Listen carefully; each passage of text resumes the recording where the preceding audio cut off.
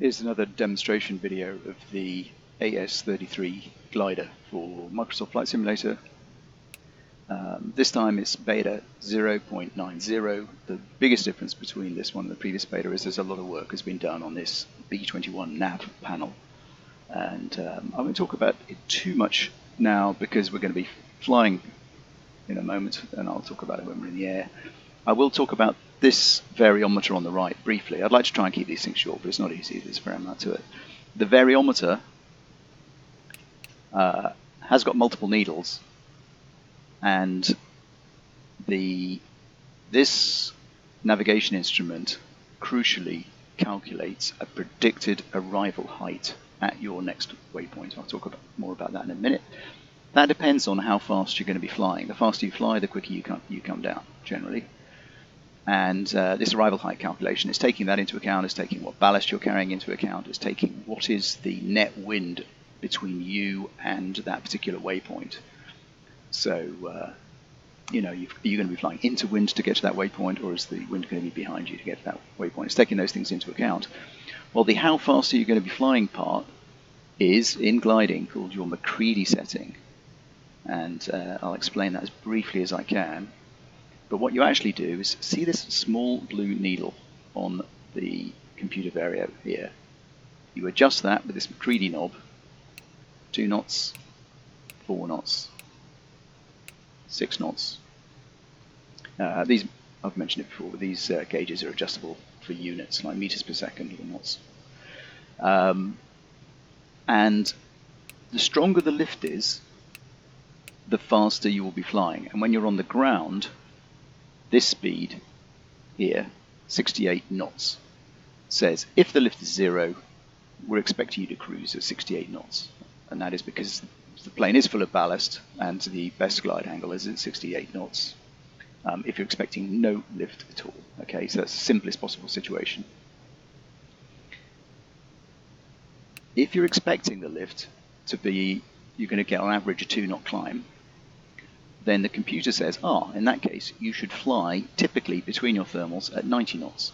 If you're expecting a 4-knot climb, then you should fly between the thermals at 110 knots.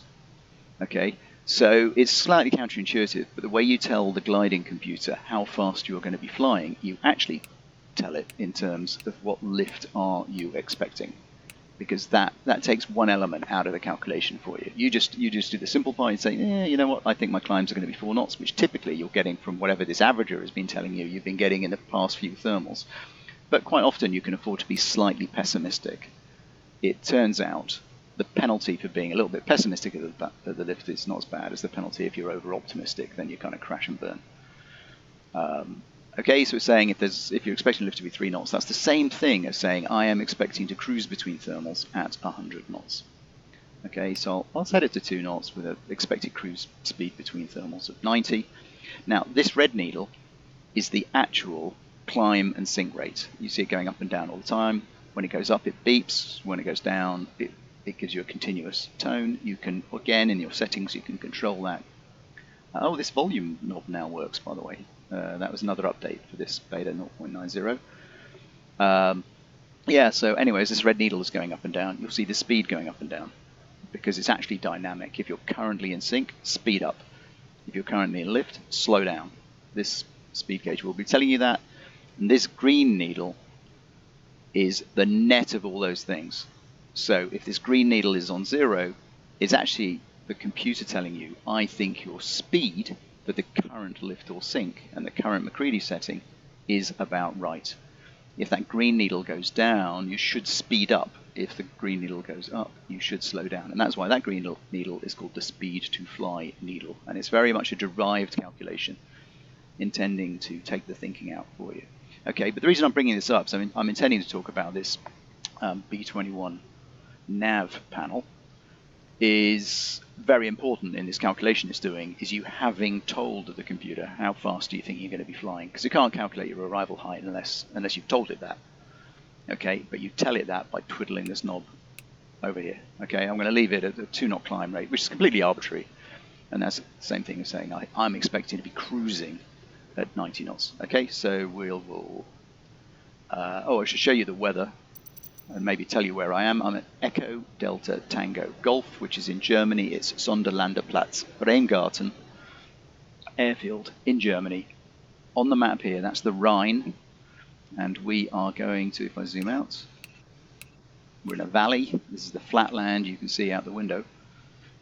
We are going to fly across this valley to the west, ridge saw these ridges to the left, and then turn around and fly back, and like do a straight glide back. It's about 35-40 kilometers, I think, maybe a bit, maybe less, 30, to come back here, and we'll be watching this arrival height calculation for this glide, and you'll see it's something that it's impossible to eyeball. You will not be able to see the airfield from way back over here, and you need instruments. These things glide so flat, you need instruments to show you, so I'll talk about them a bit more in the flight.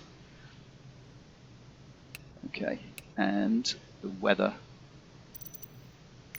if you want to try this, I've set the weather with a 17 knot wind coming from due east. Okay, there's two wind layers, both of which are the same. So the wind is from the east. We're going to roughly take off into it, and that is what this needle is telling you here. So if you can see down here, this compass gauge, that is your relative wind, and that is the relative wind speed.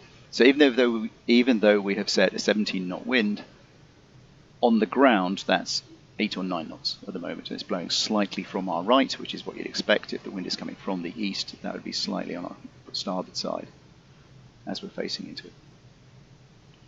Okay, I just mentioned those things in case you want to try this flight yourself. I can't recommend it if you get the hang of this plane. This is not a simple plane. Okay, so piling up.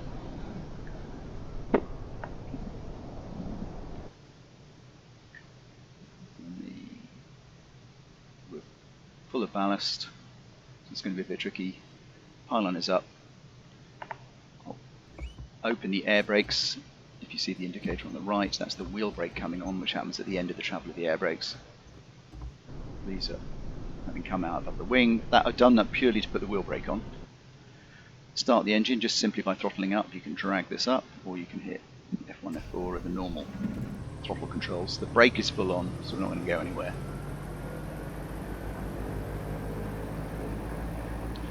Flap settings A for aerotow, which is appropriate for takeoff. It's not critical, but you want to be in A or 0 or T1.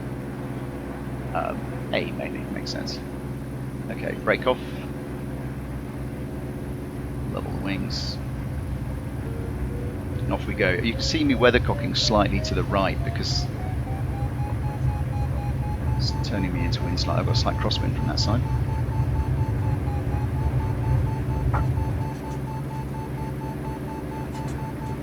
Okay, we're up. That wasn't a particularly smooth takeoff. Gear up. So that warning just went off, went away. And I'm going to turn to the east, which I'm doing just using the map. And if you look at these numbers down the bottom of the nav gauge, my predicted arrival, encouragingly, my predicted arrival height at that particular waypoint, which is set by us powering on the instruments when we were there. Oops. Returned more than I needed to. And what I will do is in the comments I'll put some timestamps so you don't have to watch the whole flight. I'm going to do the whole flight, and I don't really want to edit this video. I want to do it in one shot, but I'll put timestamps so you can cut to when I'm approaching those hills. I'm going to climb to 4,000 feet.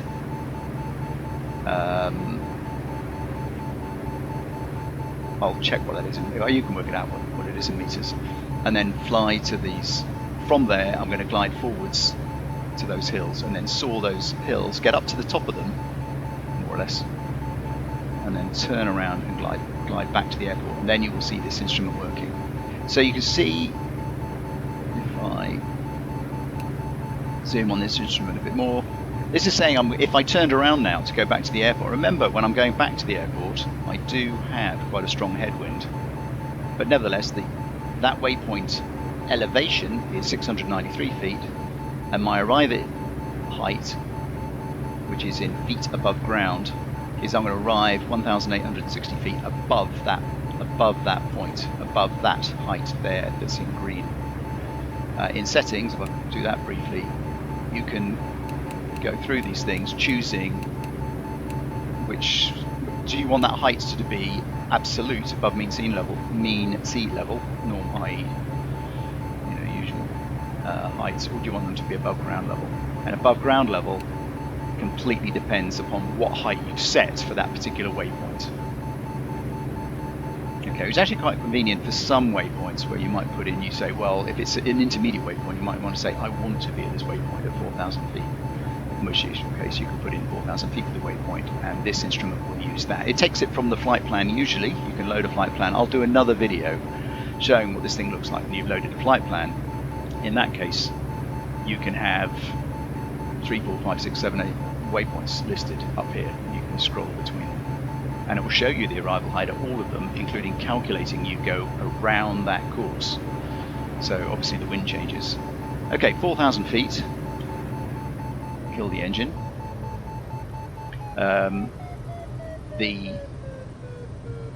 When the revs become 0, I'll put the engine down. Okay. There's the engine coming down.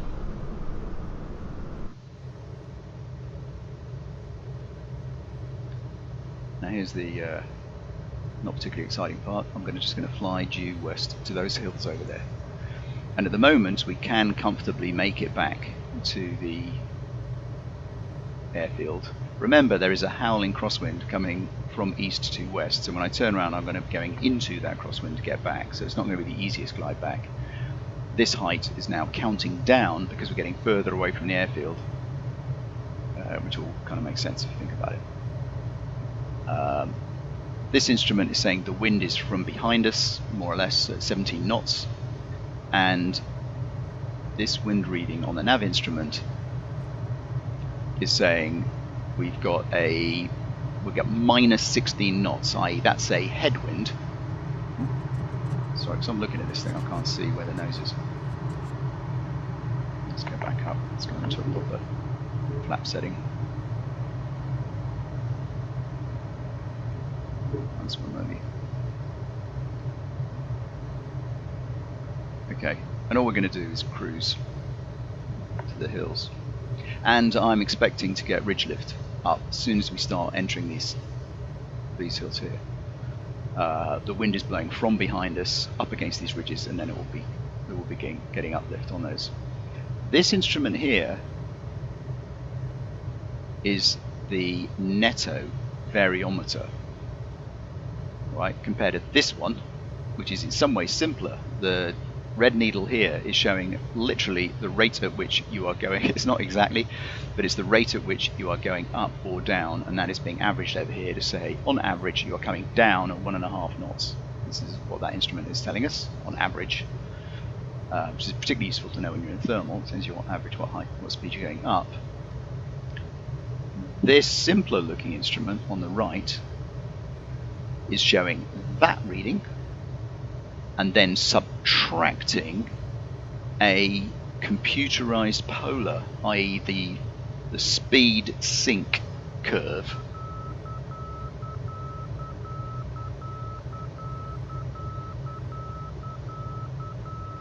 What the hell is that noise?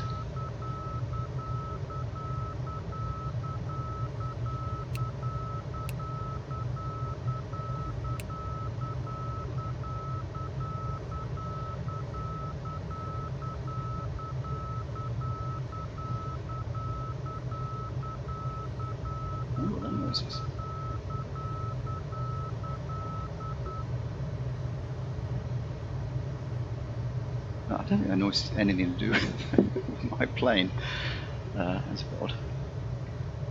So, on the map, you can see the hills approaching on the left here. This Netto instrument I was talking about is generally reading 0 because at whatever speed we fly at, it's still reading 0, because it's taking what speed it was sinking at, and it is then subtracting from that what the glider would be sinking, what it's calculating the glider would be sinking at anyway in free air, and that's why it's called netto. It's the net climb or sink rate of the air outside the glider, and it's a very sensitive instrument. It's really quite good, and you have to get a lot of things right in a glider to get this needle to be reading 0, because it itself has to take into account the fact, are you carrying ballast or not, what speed are you flying at, and do this total energy calculation. It subtracts whether you're accelerating or decelerating, because if you're sinking but accelerating, you're not actually in sync at that point. You're just diving, and you can, in theory, if the plane was perfect, you pull the nose back up, you go back up to where you started.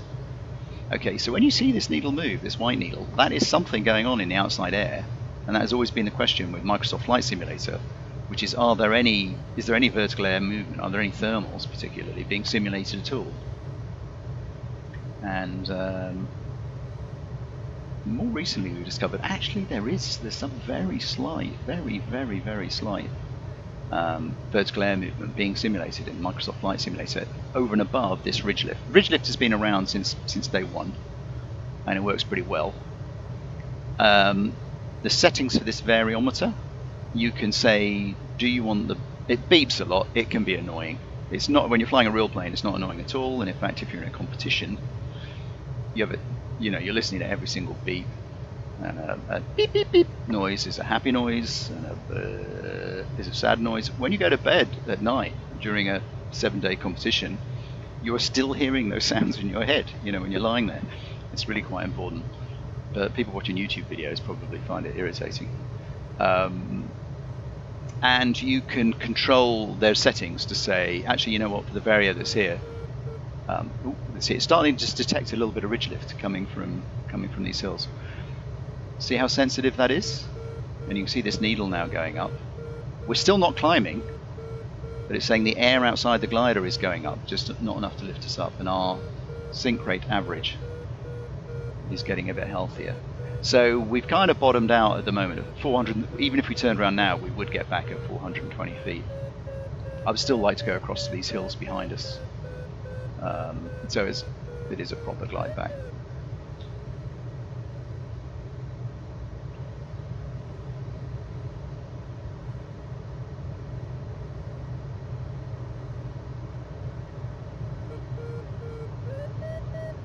Oh yeah, sorry, I was saying there's a setting. You can set the settings so it only ever gives you the happy noise. You say beep on lift only. Don't burp when there's sink. And that does make the Vario much, because you are in sync most of the time. You are sinking most of the time, because of the natural sink rate of the glider. So that set, I've actually set it to that setting. It's not what I would use in reality in a competition, but in a real glider. But it certainly makes simulator gliding more relaxing. Okay, so we are already getting ridge lift. We've got the wind up our tail pretty much. We are getting ridge lift from this hill here. In reality, I'd be nervous about sink the other side of this first hill. You can never be too sure exactly what Microsoft Flight Simulator is going to do.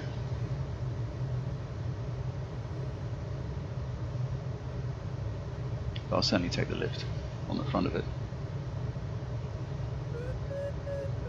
Right, and the good news, make us a bit more lift, is if you look at this instrument, our arrival height now, relative AGL, above ground level, is minus 340 feet. So, as things stand, unless we can get some height from somewhere, we're not going to make it back. And what I'm going to do is climb in the ridge lift that we do know exists. It'll take a little while. Again, I'll put timestamps in the comments if you want to skip it. To gain enough height so that we can comfortably glide back. We'll see how we get on.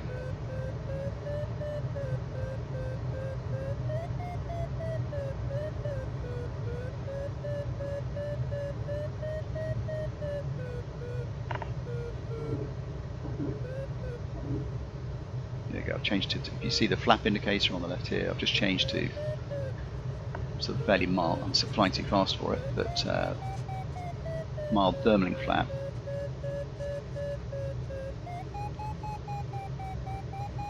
And I'm just turning crosswind, and I'm taking advantage of the fact that the wind is blowing up this slope. The wind is, we'll see in a minute. If you look at the needle on the compass gauge here,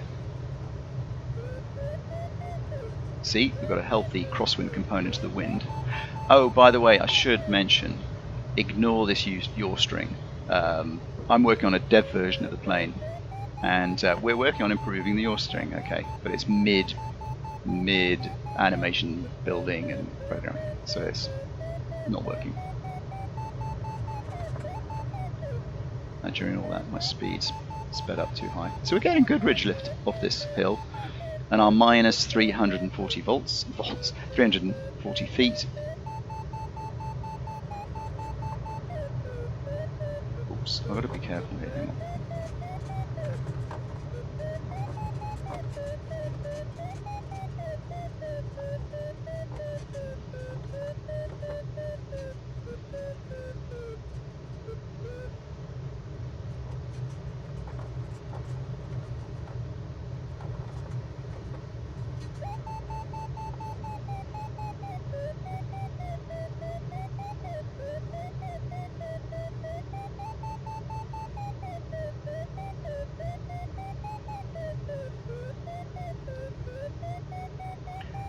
On the nav panel, these circles you see here are range rings.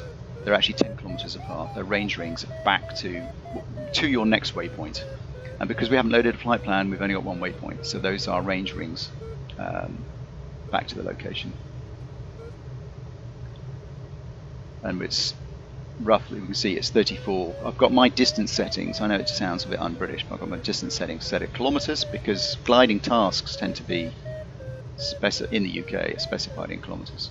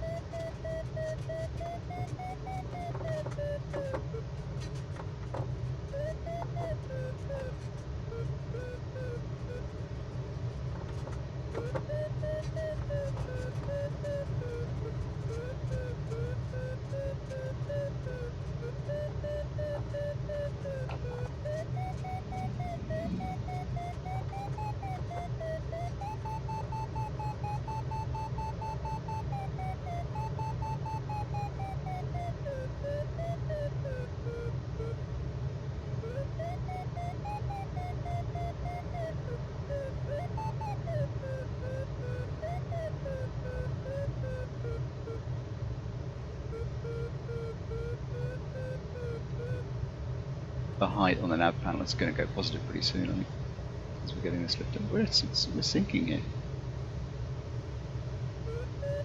We'll get there, don't worry.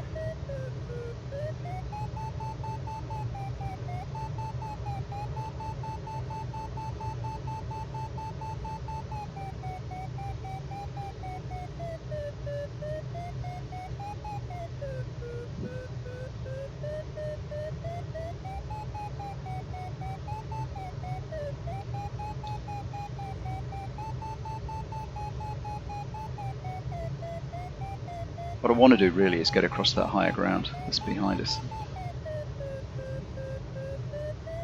Or, actually, I might be a bit more courageous. Well, we've got 150 feet. 150 feet is not enough of a safety margin. This glider in real life is going to add up by the time you board all the bits and the trailer and etc. It's a $200,000 glider, and there's no way you would risk it just, you know, flying with a couple of hundred feet between you and crashing into the ground on a long final glide. I think in practice though we will get lift. I might do it. It'd be a bit courageous, but be interesting to see if we make it. There is ridge lift between us. This is not the near, you know, you can see there's ridges between us and where we're going, there will be some ridge lift coming up off those.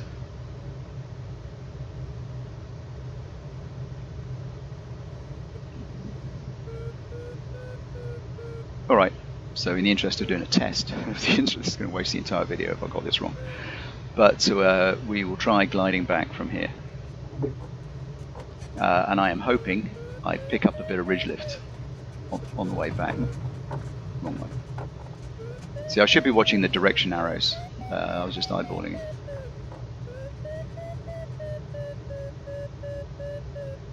Okay, so I'm still flying slowly because I'm hoping to leach a bit more lift. The direction arrows I meant was this indication here. I'm going to follow that now all the way back to the airport. And it's saying we've got a 16, 17 knot headwind, which pretty much agrees with this instrument over here. It's kind of pretty good. That headwind might improve slightly as we get lower because the wind reduces a bit with height, which is going to be in our favor. The computer can't know that, okay, and it's not using it. So it's saying if you've got a 16 knot headwind and your current height is 3,810 feet, and the altitude of the waypoint you're going to is 693 feet. You know, you've got this wind, you are carrying ballast, you are flying at the speed appropriate for expecting 2 knots lift, then you will get there 500 feet above ground. So we'll see.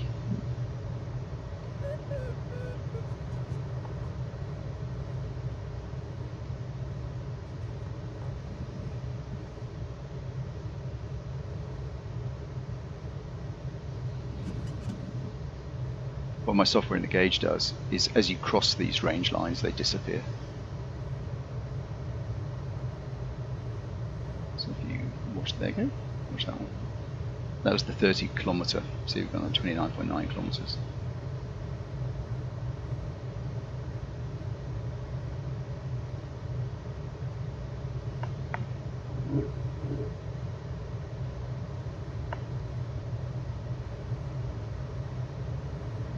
What a plane. I can see on the map. That's another player. There's a plane off to my right somewhere.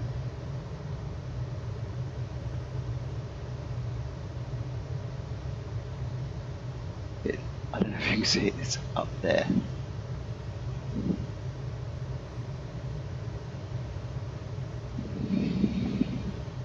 Right.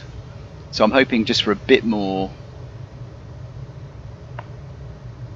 I'm flying a little bit more slowly than I was telling the computer I'm going to fly. That again builds in a slight safety margin, or not much of one. Looking at what's happening to this height indication, it's not going to be easy. But I'm hoping for a bit more lift as we go over this last set of hills. I shall milk it if we do. And then it's a straight glide into the headwind.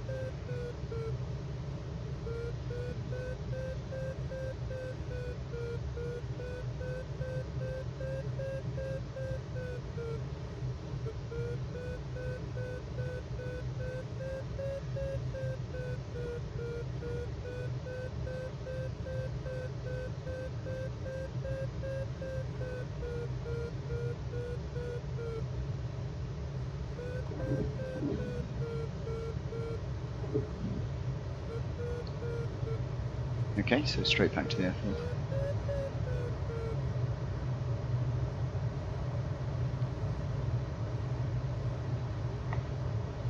Alright, and we'll be watching this height on the instrument. I'm being cautious, I'm flying slower than the speed I've told the computer I'm going to fly at. Because I think it depends what happens. It could be touch and go.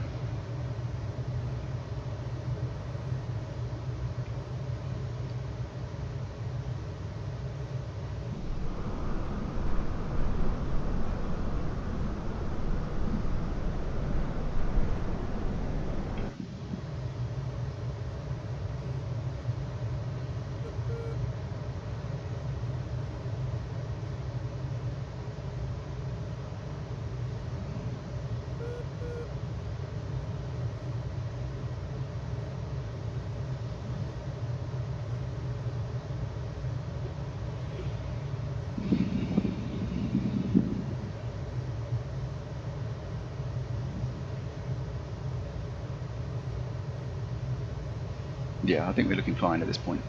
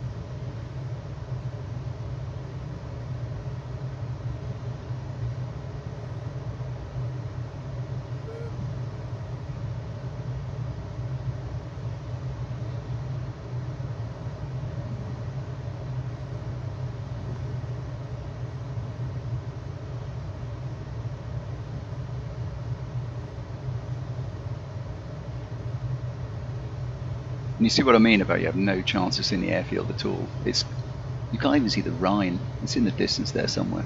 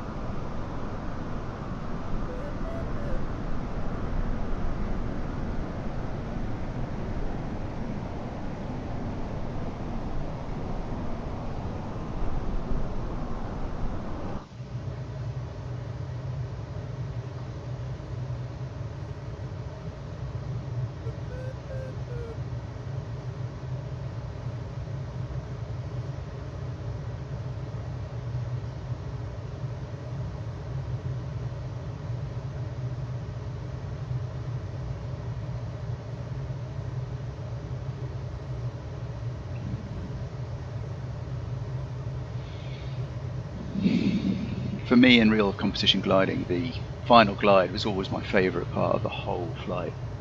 It's the first time you can relax. Normally the rest of the flight is kind of pretty tense because you're desperately trying not to do anything wrong, like thermal inefficiently or fly to the wrong cloud or whatever.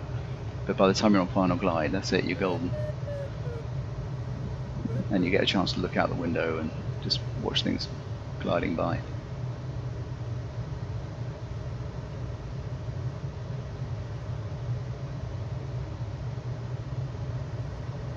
So 15 kilometers left. Gotta be honest, I still can't see the airfield. And I can't really see the Rhine either.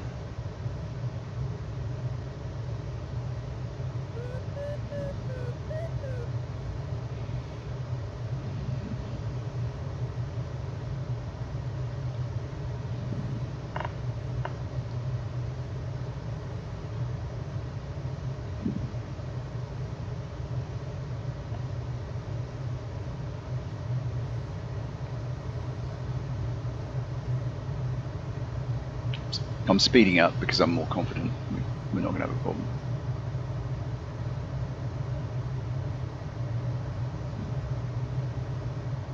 With 700 feet, we'll be able to do a high-speed approach and pull up into a circuit or an abbreviated circuit.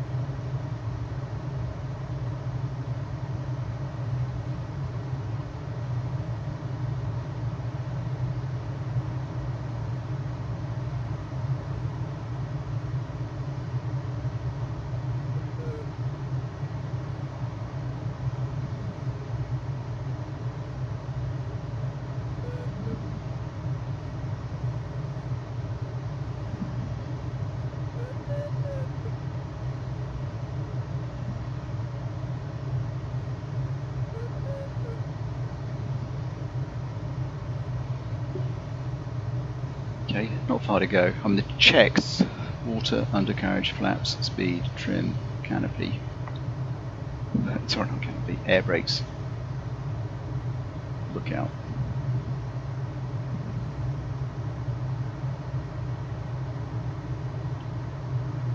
I'm burning because I'm flying faster. You can see I'm burning height. And you can see it's quite sensitive, right? That my predicted altitude AGL is coming down, but I got some kind of comfort in the fact that I'm doing 110 knots. I can pull up. That's worth 400, 500 feet maybe, just on its own.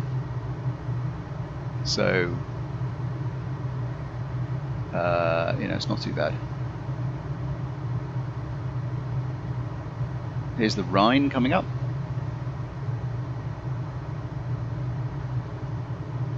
This direction gauge, we've been holding it pretty much in the center. That's more through luck and judgment. Normally it'll kind of click to one side or the other, and then you just correct very gently.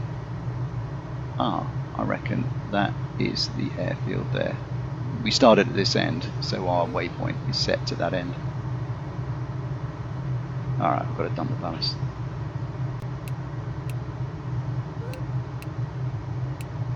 Awesome. Next thing with gear. Undercarriage. This gauge is flipped over to show you the ballast dumping. It's already dumped from the tail tank. It has to do that first, otherwise you end up with the center of mass too far backwards, and you're at a stall risk at that point. So the tail tank empties first, then the outers, then the inners.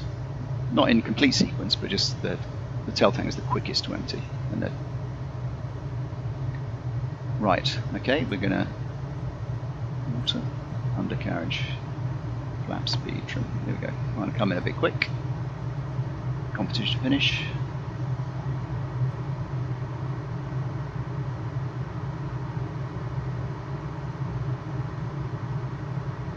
See, we're getting up to 140 knots, which is going to be a perfectly decent pull-up. This would be the finish line here somewhere, and this is what we finish like.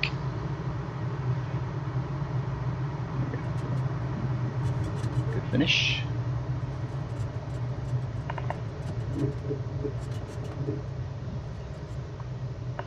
Gear down. What do we got?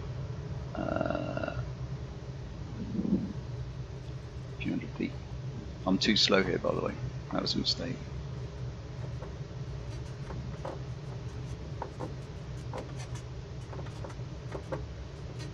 Yes, so because we've got a howling wind blowing down the runway, there. We don't want to go too far behind it. We don't want to go too far downwind from the runway because we might struggle to make it back.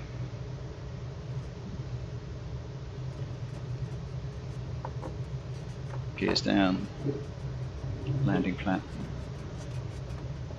ballast is gone.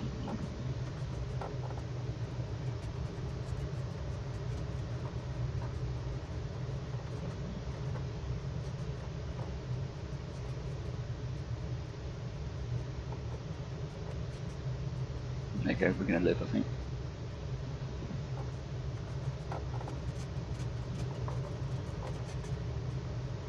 Airbrakes open. Half air brake, not too shabby. Slight crosswind, you can see me crabbing into it.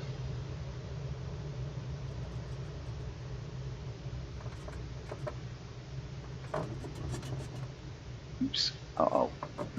That's terrible. I'll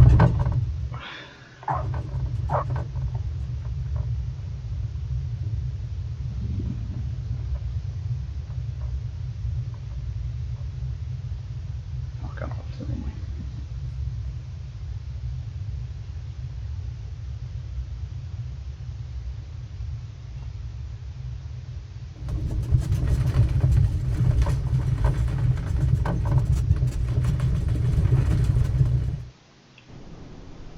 There you go, all good.